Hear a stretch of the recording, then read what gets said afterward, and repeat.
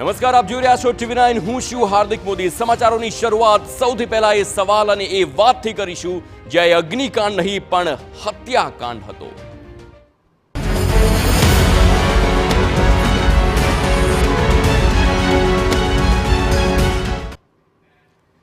તો બનાસકાંઠામાં ડીસામાં જીઆઈડીસીના દીપક ટ્રેડર્સના બ્લાસ્ટનો જે આખો કેસ છે, તંત્ર દ્વારા કાટમાળ હટાવવાની કામગીરી હજુ પણ યથાવત છે.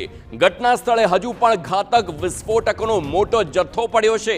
ફેક્ટરીના ગોડાઉનમાં હજુ પણ ઘાતક પદાર્થો પડેલા છે.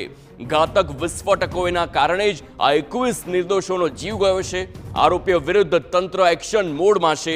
આરોપી દીપક સિંધીની વૈભવી ઓફિસને તોડી પાડવામાં આવશે.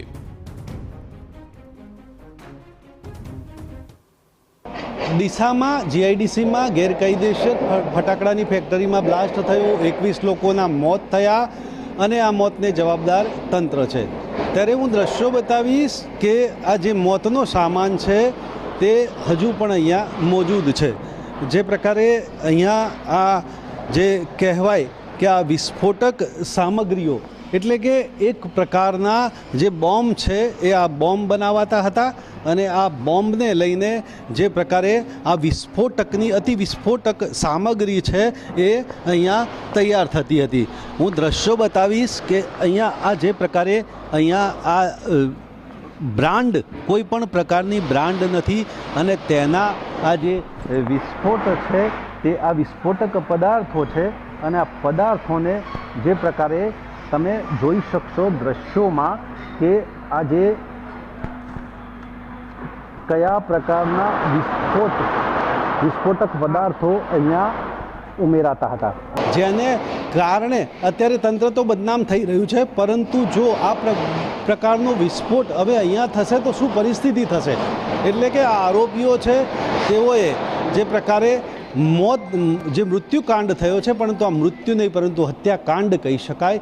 અને આ જે બતાવ્યા તે વિસ્ફોટો પરથી લાગી રહ્યું છે કે કયા પ્રકારની ગંભીર ઘટના બની હશે. અતુલ ત્રિવેદી, TV9 બનાસકાંઠા. કાટમાળ હટાવવાની કામગીરીમાં પોલીસ અને પાલિકા તંત્ર બંને ખડે પગે હાજર છે. મળતી માહિતી મુજબ આરોપી દીપક સિંધીની વૈભવી ઓફિસને પણ તોડી પાડવાનો નિર્ણય લેવાયો છે.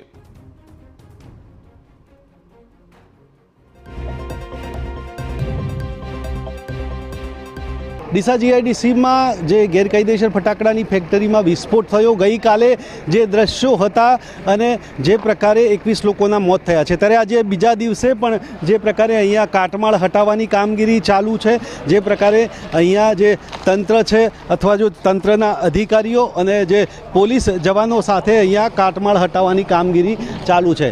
એટલે દ્રશ્યોમાં બતાવીશ કે અહીંયા જે ક્રેન અથવા જેસીબીથી કાટમાળ હટાવી રહ્યો છે. સૌથી મહત્વ ની બાબત એ બતાવી કે જે આરોપી છે એ દીપક સિંધી અને તેની ઓફિસ હતી, તેની ઓફિસનું પણ ડિમોલેશન થનાર છે. એટલે આ આખી ઓફિસ અને આખી ફેક્ટરી પણ જે પ્રકારે તંત્ર દ્વારા તોડી પાડવામાં આવનાર છે. ત્યારે અત્યારે તો જે તંત્ર છે તેના અધિકારીઓ છે તે બીજા દિવસે પણ આ કાટમાળ હટાવવાની કામગીરી કરી રહ્યા છે અને આ કામગીરીના ભાગે છે એ જે પ્રકારે આજે બીજા દિવસે પણ તેમની કામગીરી યથાવત છે. જોવાનું એ રહેશે કે આ તપાસમાં શું બહાર આવે છે, કયા વિસ્ફોટક પદાર્થથી આ ઘટના બની છે તે હજુ FSLના રિપોર્ટની રાહ જોવાઈ રહી છે. અતુલ ત્રિવેદી, TV9 બનાસકાંઠા.